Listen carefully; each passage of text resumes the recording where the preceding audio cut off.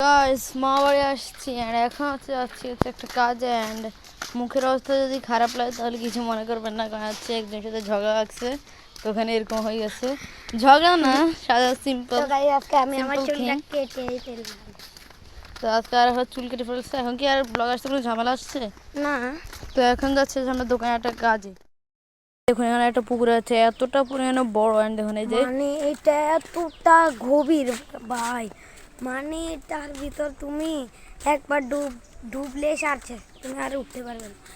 এটা থেকে মনে 5-6 বার মতো ভালো নেওয়া হবে, আরো বেশি বার ভালো নিয়েছি। দেখো দেওয়ালটা ভেঙে কি অবস্থা, পুরো দেওয়ালটা ভেঙে পড়ে গেছে।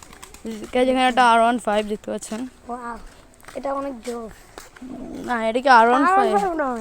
R15 গাইস, R15M এই যে গাইস লেখা আছে R15M গাইস। মাশাআল্লাহ, এই এলাকাতে R15M আছে, আমি তো আগে জানতাম না। এই আসতে এত টাকার খুন্দাটা ফালাইলে জরিমানা দিবে কে? ফালাইলে জরিমানা দিতে পারবা?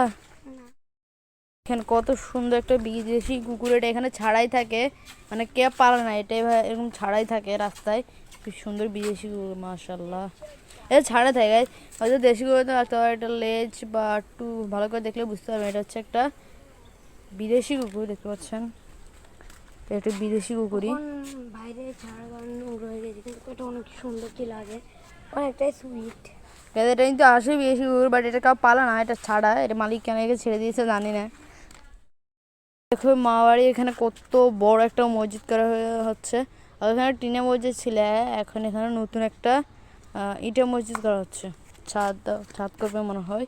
অ্যান্ড আগে যে মসজিদটা ওটাকে নিয়ে গিয়ে এখন ওই যে ওইখানে বসাইছে আপাতত নামাজ পড়ার জন্য।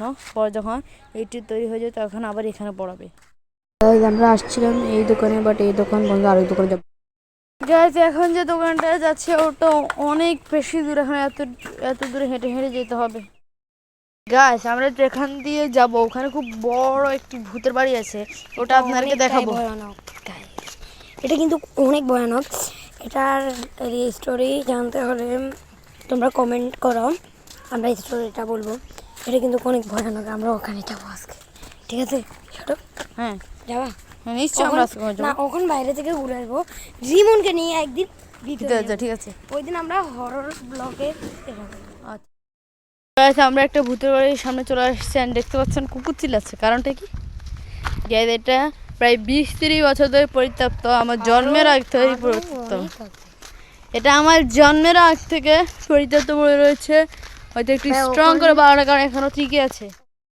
আমরা চলে আসছি, এটা হচ্ছে সেই পরিত্যক্ত বাড়িটা। অ্যান্ড এটা হচ্ছে গেট, আর একটু ওই দিকে গেলে দেখার চেষ্টা করি। এই যে ওই দিকে গেলে হচ্ছে পরিত্যক্ত বাড়িটা, অ্যান্ড বাড়িটা হচ্ছে হক তোরণ দেখতে পাচ্ছেন। এটাই হচ্ছে সেই পরিত্যক্ত বাড়ি। এখানে আমরা অনেকবার গেছি, একবার গিয়ে আপনাকে দেখাবো, ঠিক আছে? যখন যাবো না আমরা, কখন মানে দিনে 2টা বাজে, কখন দুপুরবেলা, তখন গেলে কোনো ক্ষতি হতে পারে, আমরা অন্য সময় যাবো। এখন আমরা 2 জন শুধুমাত্র, ঠিক আছে? দোকান চলে আসছে, এখান থেকে আমার জিনিস নেবো। আমরা এখন বাড়ি চলে যাচ্ছি, কাজ শেষ। আর কাজ করার জন্য অনেক দূর হাঁটতে হলো। আমাদের আজকে মতো ভিডিওটা আছে এতটুকু। আপনাদের ভিডিওটা একটু পরিমাণ ভালো লাগে ভিডিওতে লাইক করে চ্যানেলকে সাবস্ক্রাইব করে দেবেন। Bye bye.